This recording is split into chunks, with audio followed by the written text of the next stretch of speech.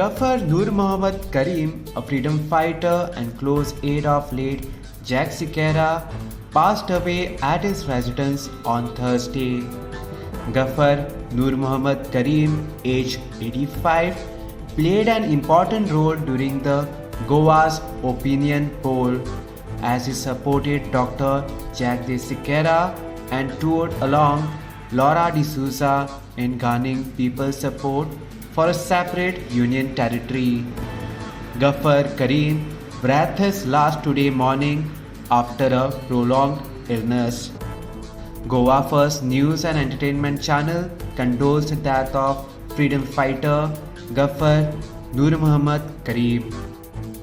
Subscribe to Goa First News and Entertainment Channel and click on the bell icon and never miss any update.